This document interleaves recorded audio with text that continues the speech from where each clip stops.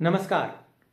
पिछले वीडियो में हमने बात की थी 1 अक्टूबर 2025 से प्रभावी हो चुके जीएसटी के 3 बड़े बदलावों के बारे में, और उसमें से एक मेजर चेंज जो सेक्शन 34(2) में आया था उसके बारे में मैंने आपको पिछले वीडियो में जानकारी दी थी। अब आज के इस वीडियो में हम बात करेंगे दूसरे बड़े चेंज के बारे में, तो बने रहिए इस वीडियो के अंत तक, क्योंकि इस वीडियो में मैं आपको बताने वाला हूं कि दूसरा बड़ा चेंज 1 अक्टूबर 2025 से क्या आया है और उसके बारे में आपको सरल भाषा में समझाने का प्रयास करूंगा। तो आइए शुरू करते हैं वीडियो।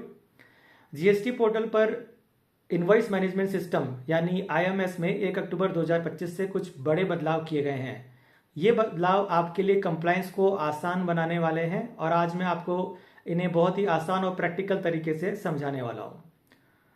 क्या आपने कभी सोचा है कि गलत इनवॉइस या क्रेडिट नोट को पेंडिंग कैसे रखा जाए, या फिर आईटीसी रिवर्सल का झंझट कैसे आसान हो सकता है? तो अब इसका सीधा समाधान आईएमएस में आ गया है। जैसा कि आपने पिछले वीडियो में देखा होगा कि सेक्शन 34(2) में जो अमेंडमेंट किया गया है, अब उसके बाद सप्लायर क्रेडिट नोट के जरिए अगर अपनी आउटवर्ड टैक्स लायबिलिटी को रिड्यूस करना चाहता है तो उसकी कॉरेस्पॉन्डिंग आईटीसी को रेसिपिएंट को भी रिवर्स करना होगा। अब इस मैकेनिज्म को प्रभावी बनाने के लिए आईएमएस में उन्होंने कोई एक नई सुविधा 1 अक्टूबर से लॉन्च की है, जिसके अंतर्गत आप कुछ रिकॉर्ड्स को पेंडिंग रख सकते हैं। तो कौन से ऐसे रिकॉर्ड्स हैं जिनको आप पेंडिंग रख सकते हैं? पहला तो क्रेडिट नोट्स और उनके अपवर्ड और डाउनवर्ड अमेंडमेंट्स। इनवॉइस या डेबिट नोट में डाउनवर्ड अमेंडमेंट बशर्ते कि ओरिजिनल एक्सेप्ट हो चुका हो और 3B फाइल हो चुकी हो। ये रिकॉर्ड्स आप कब तक पेंडिंग रख पाएंगे? अगर आप मंथली टैक्स पेयर हैं तो 1 महीने तक, और अगर आप क्वार्टरली टैक्स पेयर हैं तो 1 क्वार्टर तक, यानी 1 टैक्स पीरियड तक आप इन रिकॉर्ड्स को पेंडिंग रख सकते हैं। मतलब आपको इन रिकॉर्ड्स को तुरंत रिजेक्ट करने की या एक्सेप्ट करने की जरूरत नहीं है, आप पेंडिंग रखकर क्लैरिटी ले सकते हैं। आईएमएस में क्रेडिट नोट से रिलेटेड रिकॉर्ड्स पेंडिंग रखने की सुविधा मिलने से आप उन क्रेडिट नोट्स को अपने रिकॉर्ड्स से, बुक्स ऑफ अकाउंट से वेरीफाई और कंफर्म कर सकते हैं। कई बार क्रेडिट नोट्स पोर्टल पर तो रिपोर्ट कर दिए जाते हैं, लेकिन रेसिपिएंट्स को उनकी फिजिकल कॉपी साइन करने में थोड़ा टाइम लग जाता है, जिसकी वजह से रेसिपिएंट्स को या उनके अकाउंटेंट्स को आईटीसी रिवर्स करने में प्रॉब्लम आती है। तो अब इसका समाधान आईएमएस में दिया गया है।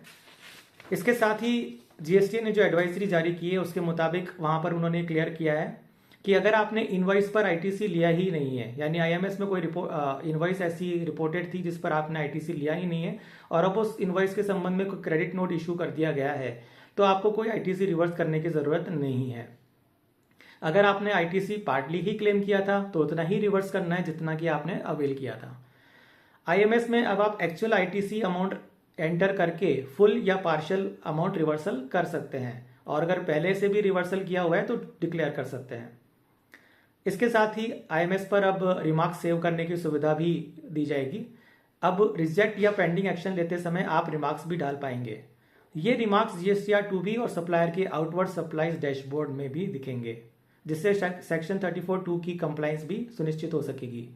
इससे सप्लायर को भी सुधार का मौका मिलेगा और 2 वे कम्युनिकेशन कोऑर्डिनेशन फैसिलिटेट होगा। ये बदलाव, जैसा मैंने कहा, अक्टूबर टैक्स पीरियड से लागू होंगे और सिर्फ वही रिकॉर्ड्स कवर होंगे जो सप्लायर ने प्रोडक्शन रोल आउट के बाद फाइल किए हैं। तो देखा आपने, जीएसटीएन ने आईएमएस को और आसान और प्रैक्टिकल बना दिया है। अब पेंडिंग ऑप्शन, आईटीसी रिवर्सल की सुविधा और रिमार्क्स ऐड करने से आपका कंप्लायंस काफी स्मूथ हो जाएगा और साथ ही सप्लायर और रेसिपिएंट के बीच 2 वे कम्युनिकेशन और कोऑर्डिनेशन भी होने की संभावना है। तो अगर आपको ये वीडियो और इस वीडियो में दी गई जानकारी हेल्पफुल लगी हो तो इसे लाइक और शेयर जरूर करें, और हाँ, जीएसटी से जुड़े ऐसी ही अपडेट्स, टैक्स एनालिसिस और केस लॉ एनालिसिस के लिए चैनल को सब्सक्राइब करना ना भूलें। Thank you very much.